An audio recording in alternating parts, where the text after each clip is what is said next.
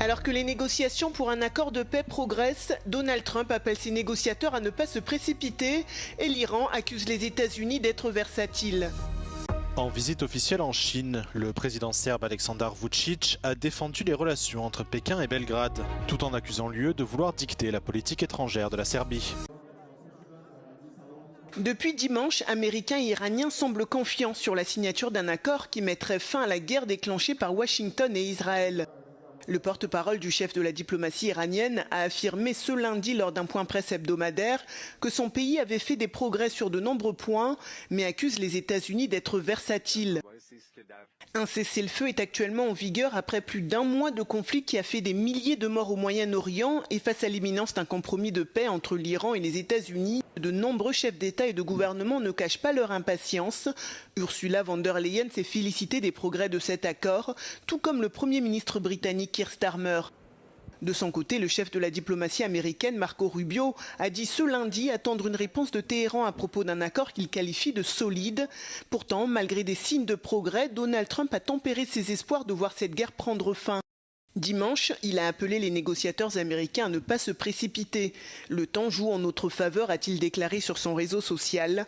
Le compromis entre Téhéran et Washington prévoirait notamment la réouverture du détroit d'Ormuz, par lequel passait jusqu'alors 1/5 des hydrocarbures consommés par le monde. Après le début du conflit, l'Iran a empêché l'accès à ce passage à certains pays.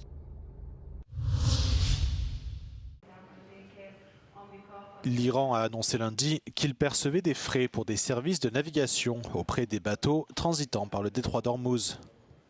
D'après le ministère iranien des Affaires étrangères, ces charges visent également à couvrir des mesures nécessaires à la protection de l'environnement autour du détroit. Téhéran affirme cependant ne pas chercher à percevoir de péage pour le passage des navires. La semaine dernière, l'Iran a publié une carte revendiquant un contrôle sur une partie du détroit d'Ormuz qui s'étend dans les eaux territoriales des Émirats arabes unis et d'Oman. Selon Téhéran, tous les navires transitant par la zone définie doivent obtenir une autorisation préalable de l'autorité iranienne du détroit du Golfe Persique, la PGSA. En réponse, par l'intermédiaire de l'Organisation maritime internationale, 5 États du Golfe ont exhorté les compagnies maritimes à ne pas se conformer à cette mesure.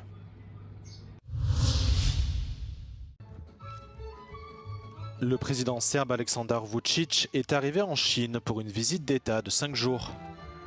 Vučić s'est plaint de ce qu'il considère comme des efforts européens visant à l'empêcher de renforcer ses liens avec la Chine, le plus grand investisseur étranger de son pays. Dans le cadre de sa visite d'État, le président serbe s'est rendu à la Grande Muraille, où il a défendu les liens de longue date entre Pékin et Belgrade. I want to say we appreciate our ironclad friendship, that we like Chinese people, that we want to see more Chinese tourists, more Chinese investors, more Chinese people coming to our country, and that we are profoundly grateful to China for being with us during difficult times. Cette visite intervient après que le dirigeant chinois Xi Jinping a reçu le président américain Donald Trump et le président russe Vladimir Poutine à Pékin. Lors de son voyage en Chine, Aleksandar Vučić a également accusé l'UE de tenter de dicter la politique étrangère de la Serbie, en faisant pression sur lui pour qu'il évite tout dialogue direct avec le Kremlin.